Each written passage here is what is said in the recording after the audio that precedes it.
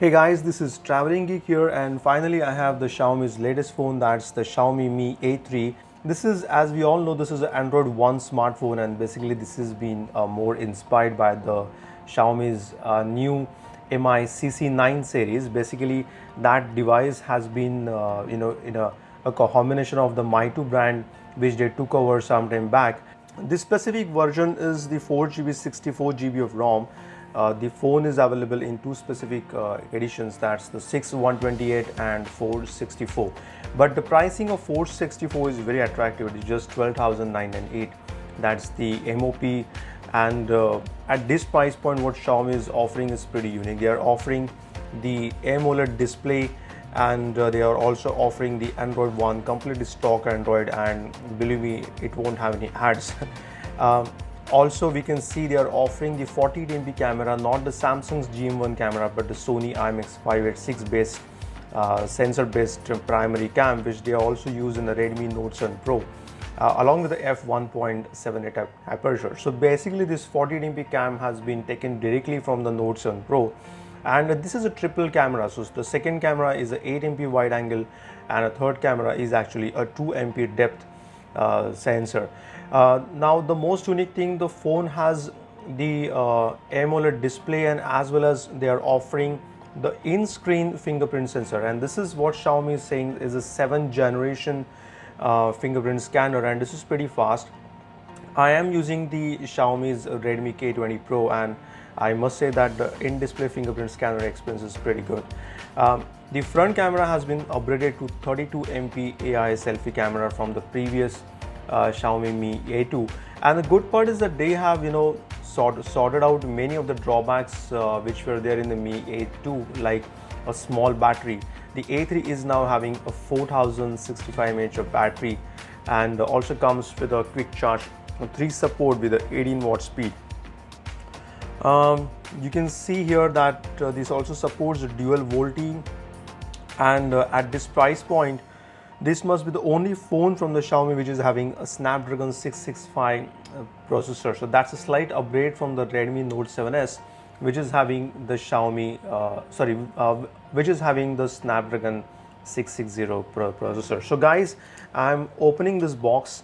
The color I bought is the more than white, and there is a reason why I bought that specific color, because the blue variant what they have is looking very common. I mean, having a specific those two lines, and the gray color which I saw is not actually inspiring, but this more than a white is something pretty unique.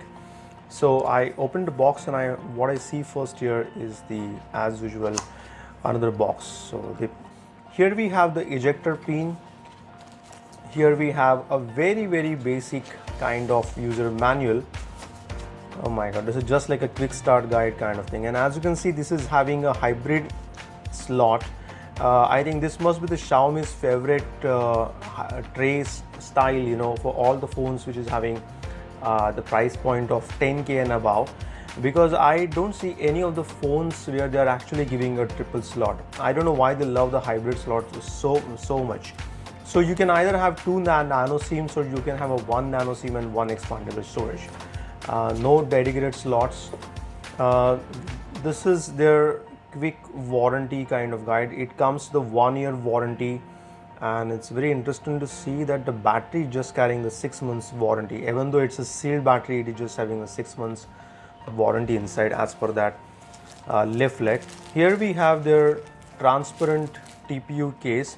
Actually glad to see that this is having a clear one, because that white color is something very unique, and it also has a protection at this USB port. So this is also unique. So let's keep this part aside and see the phone. This is it.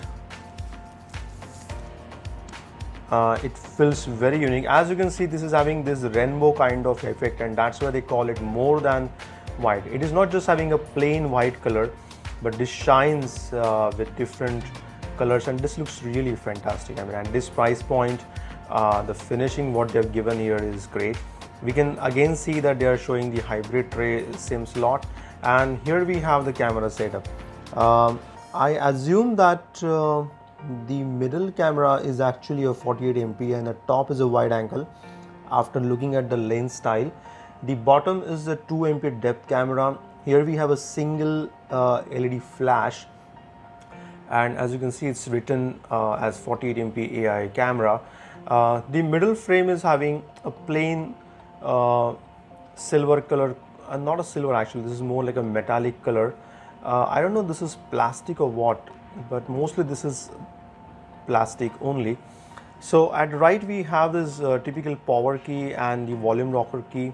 On the top we see the IR blaster. This is really interesting because this is not available in the flagship Redmi phone, that's the K20 Pro.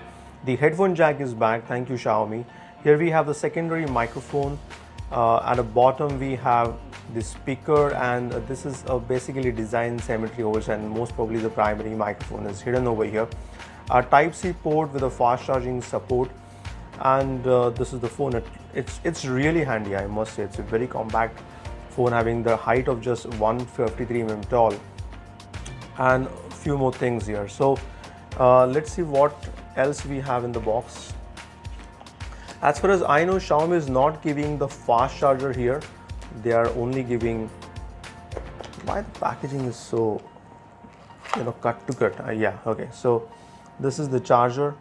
Let's find out the output. It's written over here 5 volt 2 ampere. It's very difficult to read because the charger is quite small. So this is just a 10 watt charger and not the 18 watt as I've said earlier. And here we have the typical charging cable.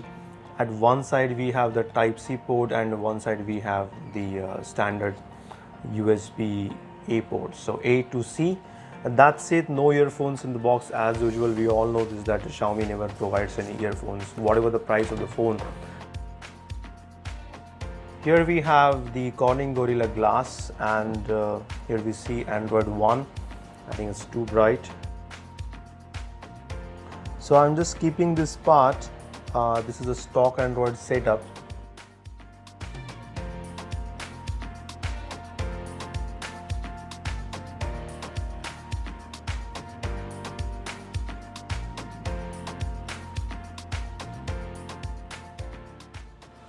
So here you can see that the AMOLED display looks really good, and the unlocking is not that bad at all. Yeah, it is not as fast as the Xiaomi K20 Pro, I mean the Redmi K20 Pro. See, this is a very unique part, the phone is really compact in today's standards. Everybody is giving all those 6.5 inches and 6.7 inches, 8 inches kind of phones. But this is having still a 6-inch size in the display, and it feels very compact in hand.